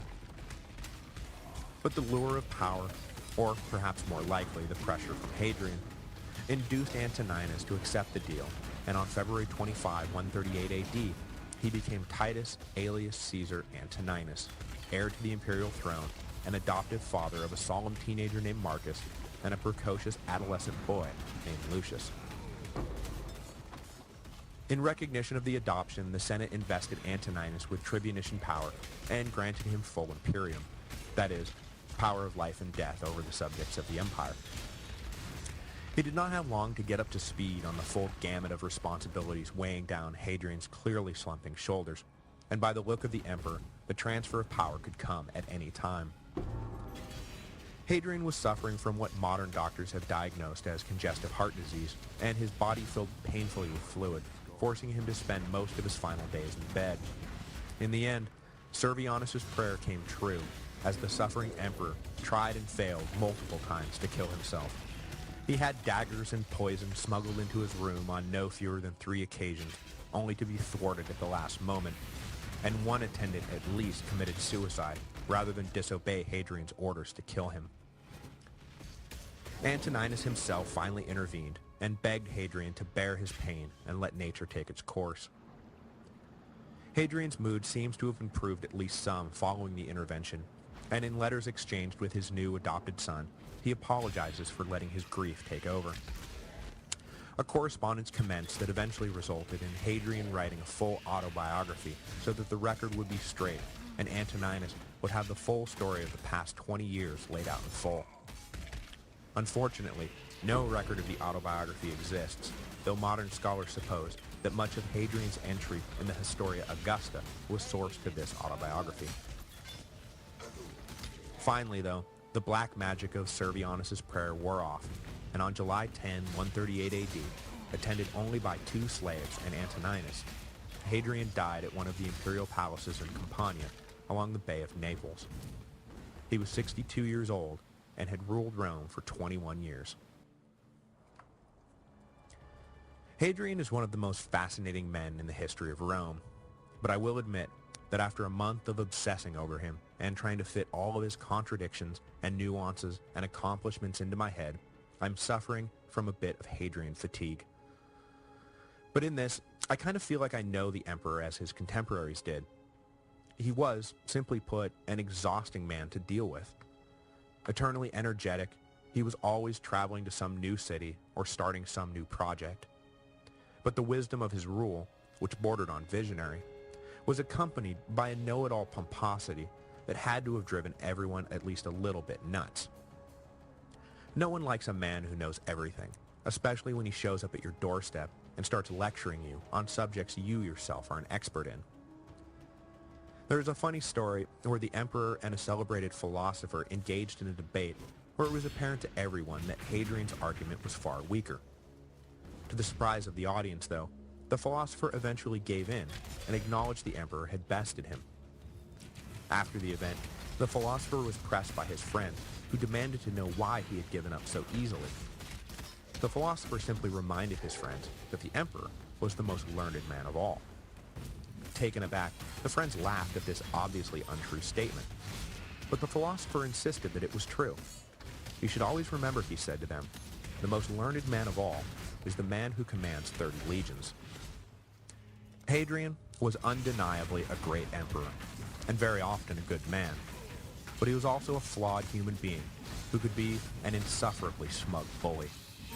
But he did bring the beard back into fashion, and for that alone, he deserves all the praise he gets. There will be no episode next week. Mr. and Mrs. The History of Rome are both celebrating birthdays, and we're going to take some time for ourselves. But we'll be back on February 28th to introduce the Antonines, the last enlightened emperors of the Principate. After their departure from the stage, Rome will not see rulers with half as much vision until the rise of Diocletian, and by that point, Augustus's Principate will be dead, and a whole new political order will need to be created to sustain the battered empire.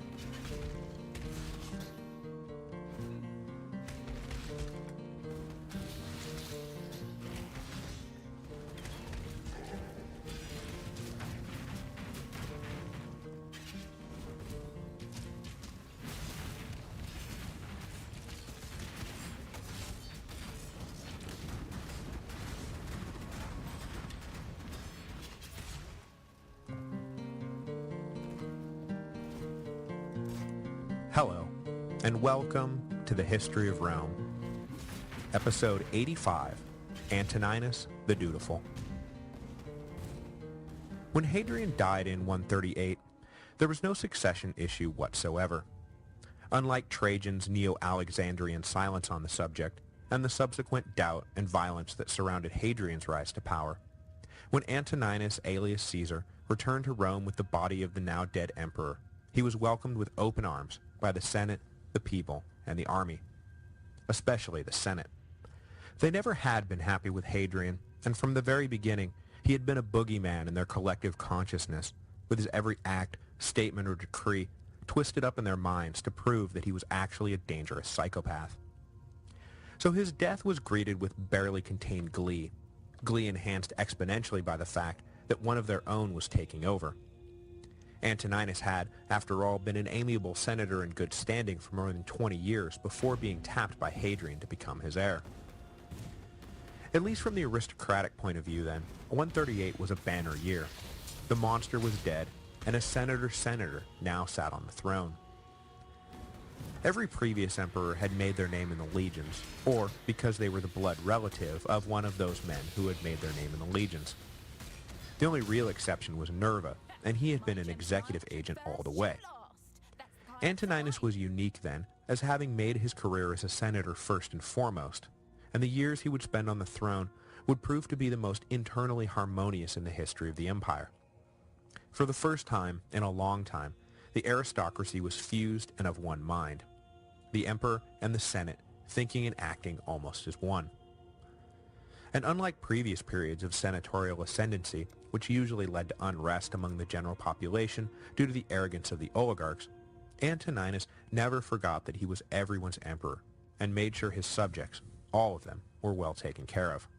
There is a reason traditional Roman historiography has the middle of the 2nd century marked down as the golden age of the Antonines, the zenith of an empire at the height of its power, at peace at home and abroad, happy, productive, and safe. But is this vivid image of a golden age an overblown myth? As with most golden age fantasies, probably a bit. One of the major problems we have in dealing with the age of Antoninus is the complete lack of primary sources that deal with the period. We have some fragments from Cassius Dio, who was born right around the time of Antoninus' death, and a complete, but somewhat suspect biography in the Historia Augusta. The same was basically true for Trajan and Hadrian's reigns, but with one major difference. Those guys actually, did things.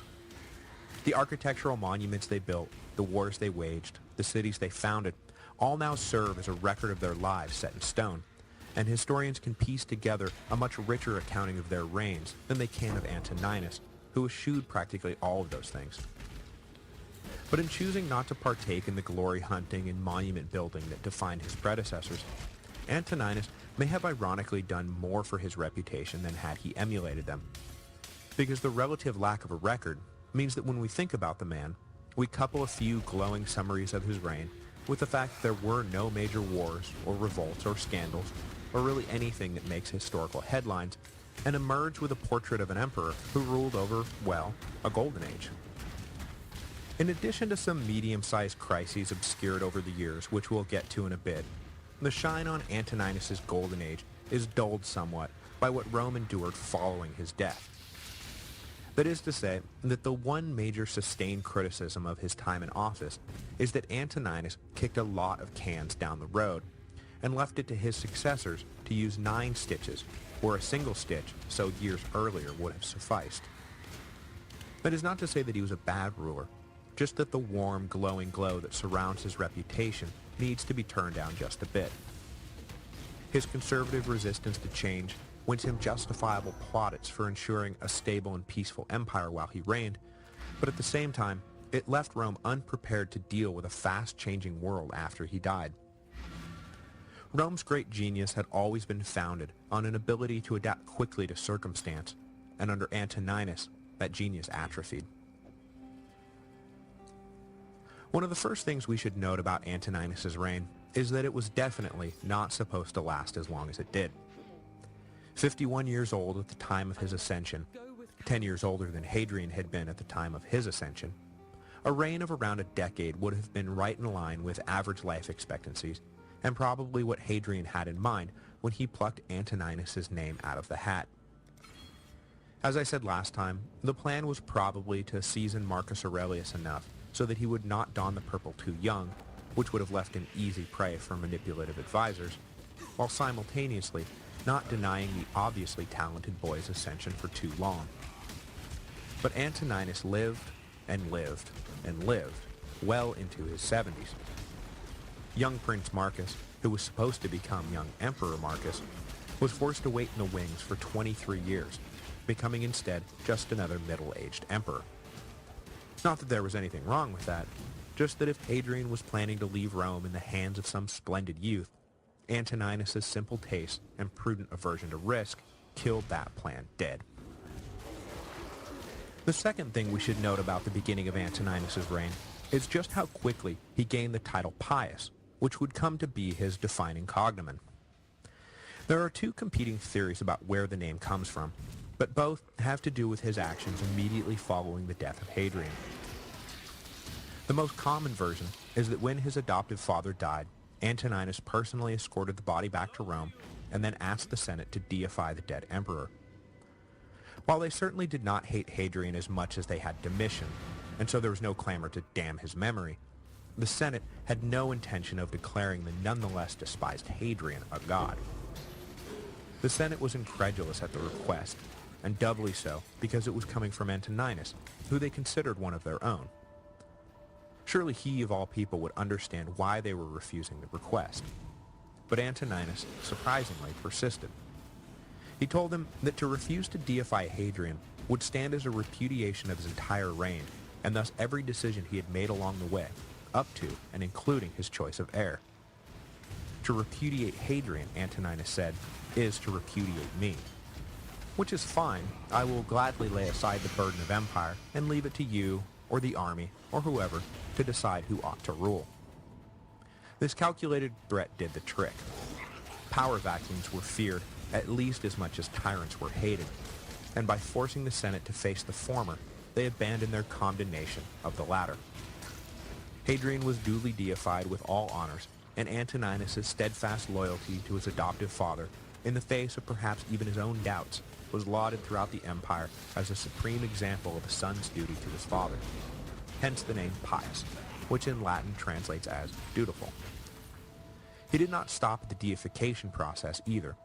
Antoninus piously, dutifully, completed Hadrian's as of yet unfinished mausoleum, and in 139 dedicated the new tomb and placed Hadrian's ashes within. The other version of the story is that when Antoninus ascended to the throne, he canceled death warrants and confiscation orders and prison sentences issued by Hadrian during his last heartless days. The grateful senators, many of whom were caught up in this mini-reign of terror, affixed their brother Antoninus with the title Pius to recognize the good work he had done, sparing them from their unjust fates. Whichever version is true, Antoninus alias Caesar quickly became Antoninus Pius, the name by which we know him today. The 2 stories are of course not mutually exclusive, and the whole package of Antoninus' loyalty to Hadrian and the clemency he